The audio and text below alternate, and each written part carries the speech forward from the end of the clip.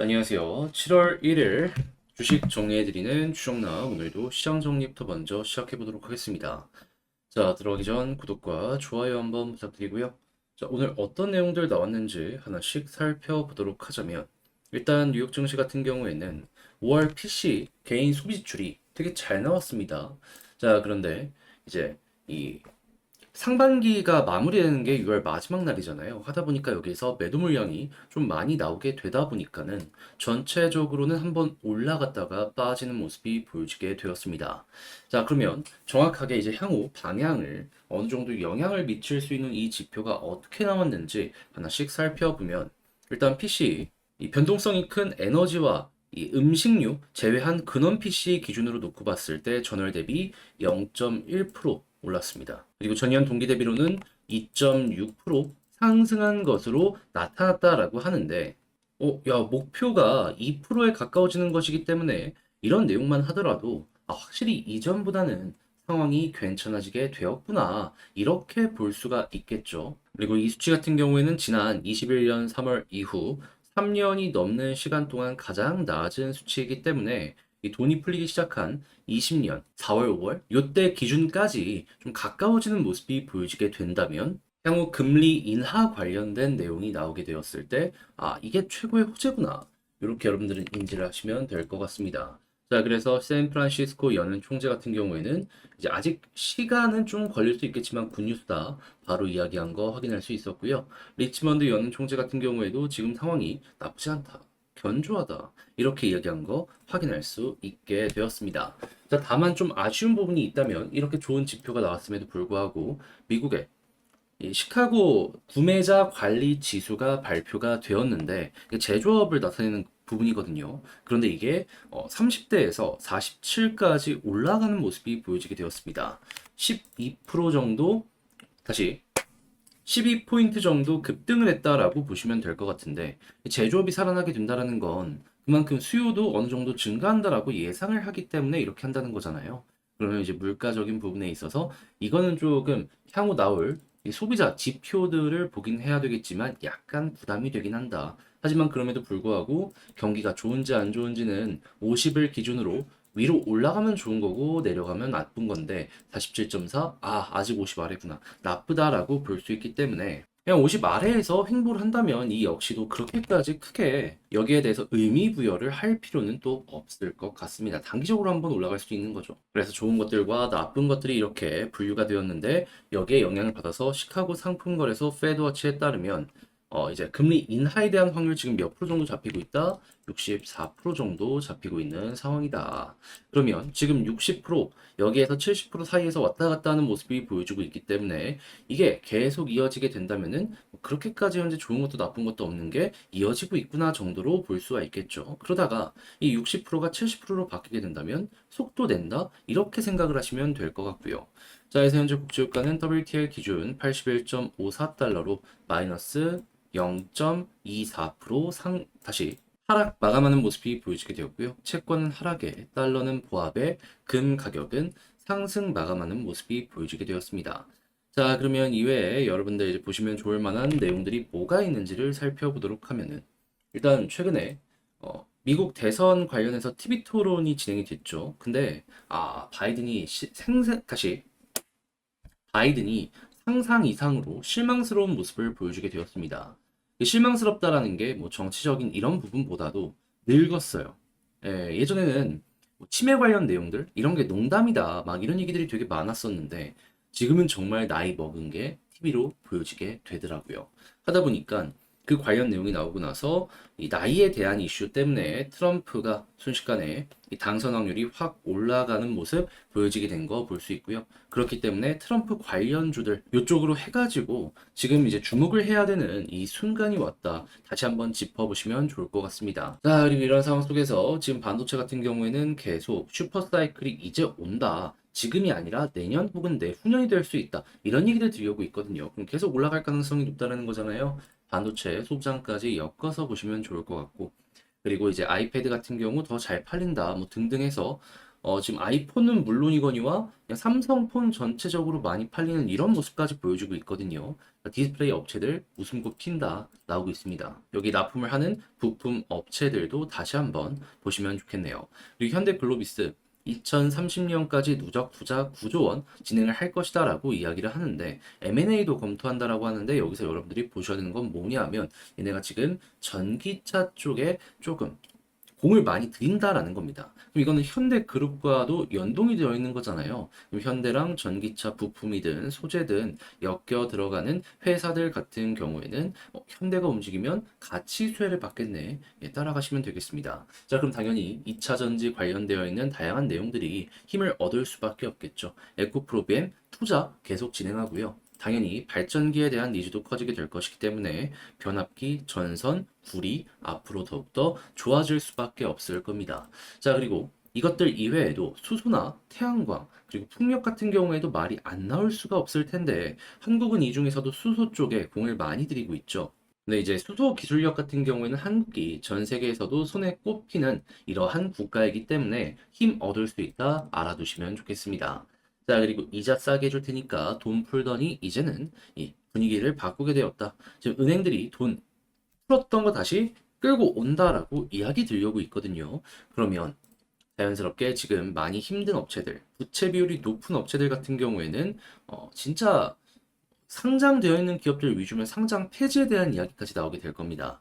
자, 그럼 유상증자나 아니면 상장 폐지 관련된 부분들 하나씩 하나씩 등장하게 될 수 있으니까 이 부분 조심하시길 바라며 자, 오늘의 시장 정리 한번 싹 해봤는데 여러분들께 제가 말씀드린 내용들이 도움이 되었으면 좋겠습니다. 잘 보셨다라고 생각을 하신다면 그리고 좋아요 한번 부탁드리고요.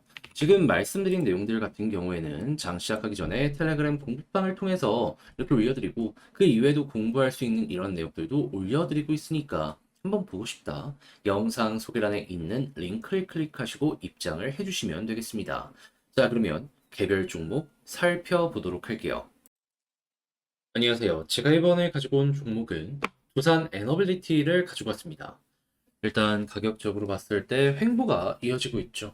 그렇다라고 한다면 뭐 필요 이상으로 나쁘거나 그런 부분이 현재 없다. 이렇게 짚으면서 시작할 수 있을 것 같은데 집중해서 보시면 좋을 내용이 뭐 있는지 하나씩 살펴보도록 할 테니까 일단 들어가기 전 구독 그리고 좋아요 한번 꼭 눌러주시면 감사드리겠습니다. 자, 일단 가장 먼저 두산 에너빌리티 최근에 어떤 소식이 들려오게 되었냐면 분당 복합 발전소에 초대형 가스터빈을 이번에 공급하게 되었다. 이 수주 일거리를 가지고 오게 되었다. 요거 내용 발표하게 되었습니다. 액수는 2,600억이다 라고 하는데 당연히 후자 안 나왔네. 이렇게 생각을 할 수 있겠죠. 근데 무엇보다도 이 부분에 대해서도 이제 후속 뉴스에 대해 꽤 괜찮게 우리가 생각을 할 수 있는 이유가 뭐냐면 지금 해외에서 한국에 대해서 이야기할 때 하는 게 뭡니까? 우리나라는 원전의 비중을 높이겠다라고 하지만 그 이외에도 친환경 발전에 대한 비중도 조금 높였으면 좋겠다. 이런 얘기가 들려오고 있는 상황이잖아요. 그런데 문제는 해외랑 다르게 한국은 땅이 좀 많이 작고 그리고 그 친환경 발전을 좀 설치할 수 있는 공간이 많이 없습니다. 그러면 자연스럽게 가격은 비싸질 수밖에 없겠죠. 근데 전기는 산업의 가장 기본이기 때문에 이게 비싸지게 되면 한국의 제조업 자체가 경쟁력이 많이 떨어지지 않겠습니까? 그래서 지금 수소 쪽으로 굉장히 공을 많이 들이고 있는 건데 문제는 뭐다? 수소 생태계가 확실하게 올라오기 위해선 시간이 조금 많이 필요하다. 그렇다라고 해서 석탄 발전을 늘릴 수도 없고 원전도 계속 타당성 검사를 해야 되기 때문에 중간 이 모자라 전력 공급을 제공해 줄 수 있는 무언가가 떠오를 수밖에 없을 텐데 이 부분이 뭐다? 가스다. 그래서 독일 같은 경우에도 완전 친환경으로 넘어가기 전 이 가스 발전의 비중을 계속 높여 왔었잖아요. 한국도 이렇게 비슷하게 될 가능성이 높아지고 있다는 게 현재 상황이다라는 겁니다. 그러면 가스터빈 공급에 대해서 한국이 계속 이 주문을 넣어줄 수가 있겠죠. 그러면 지금 이 단위를 보시면 아시겠지만 하나당 막 2,600억 이러거든요. 몇 개만 더 하더라도 야 이거 미래에 이 두산 매출의 한 축을 차지하는 게 요 내용이 될 수 있겠구나. 요거 한번 생각을 해보기 좋을 것 같습니다. 그리고 자연스럽게 한국에서 레퍼런스가 훌륭하게 쌓이게 되면 이게 전 세계에서 가스터빈을 상용하는 데가 6군데밖에 없거든요. 이것도 이제 해외 진출 되게 수월해지게 될 겁니다. 제가 지금 말씀드린 요 순서가 한국뿐만 아니라 해외에서도 그대로 말이 계속해서 엮여 들어가는 부분이거든요. 자, 그리고 이런 상황에서 SMR 쪽으로도 계속해서 이전보다 발전된 내용이 나오고 있기 때문에 이것도 이제 같이 한번 보시면 좋을 것 같은데, 자, 차트를 수급과 한번 살펴보도록 하자면, 일단 첫 번째, 자, 두산 에너빌리티 제가 계속 강조를 하는 부분이 외국인 쪽인데, 최근에 외국인의 움직임이 어제랑 오늘 좀 아쉽긴 해요. 근데 그나마 좀 다행인 점은 뭐다? 은행이 들어왔다.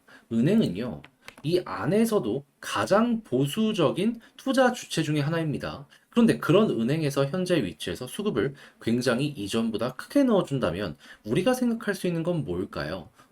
이들은 현재 위치를 되게 긍정적으로 평가를 한다는 거네. 그러면 하락이 나오더라도 은행 쪽에서 매수를 한다면 예, 어느 정도 향후 반등이 나왔을 때 현 가격을 회복할 가능성 굉장히 높아지게 될 겁니다. 이들이 하락을 막을 수는 없어도 이들의 이러한 분석으로 인해서 우리가 얼추 현재 위치를 참고하긴 괜찮다라는 것이죠. 자, 그런 상황에서 만약에 외국인까지 컴백해주는 모습이 보여지게 된다면 그러면 빠르게 올라가는 거 한 번 더 생각할 수 있겠는데, 그랬을 때 차트의 지지라인 가장 좋은 부분은 어디다? 여긴데 이탈하더라도 볼린저 여기 하단 이탈 없다면은 조금 더 끌고 가보는 거 괜찮을 것 같습니다.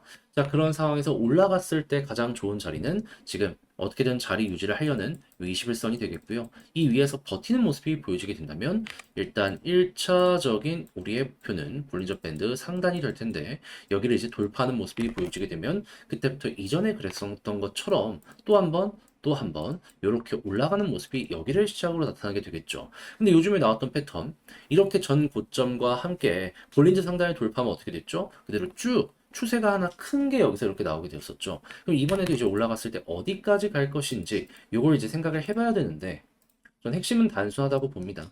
계속 강조드리는 매물대 비어있는 공간 공략을 해보도록 하자. 23,500원, 여기부터 매물대가 많이 쌓여 있습니다. 물려있는 개미들이 다 여기 있다라는 거죠. 그렇다는 얘기는 이 아래 공간은 좀 비교적 쉽게 진입을 할 수 있기 때문에 편하게 보시면 되고, 여기 만약에 왔는데 소화하는 모습이 수급과 함께 보여지게 된다? 그럼 한 번 더. 그게 아니라면은 여기가 고점이구나. 이렇게 생각을 하면서 어느 정도 비중 조절을 진입을 해보시면 되겠습니다. 자, 이렇게 해서 두산 에너빌리티 어떤 식으로 여러분들이 여기에서 보면 좋을지에 대해 하나씩 살펴보게 되었는데, 지금 말씀드린 거랑 아까 말씀 좀 덜 드린 부분 총정리하면서 영상 마치도록 하면, 일단 첫 번째 가스 터빈에 대한 이야기가 들려오게 되었는데 이 미래 산업으로 아주 기대가 되는 부분이다. 그리고 두 번째 SMR 시작으로 지금 원전에 대해서도 계속 좋은 소식이 들려오고 있는데, 근데 체코 원전이 7월 중순에 발표가 될 예정이거든요.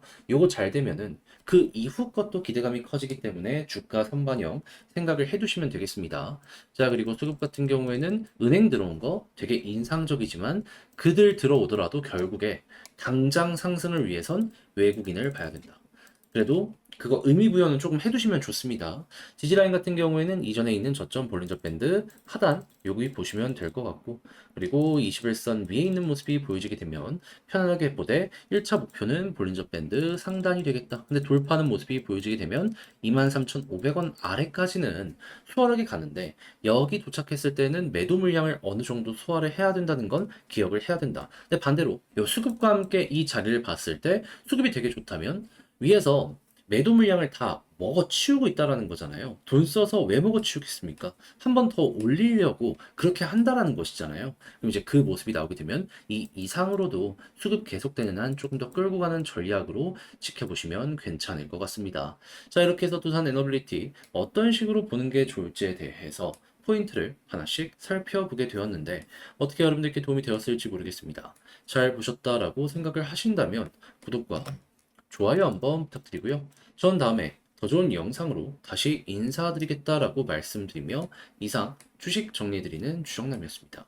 여러분들 모두 이번 주 한 주도 화이팅입니다.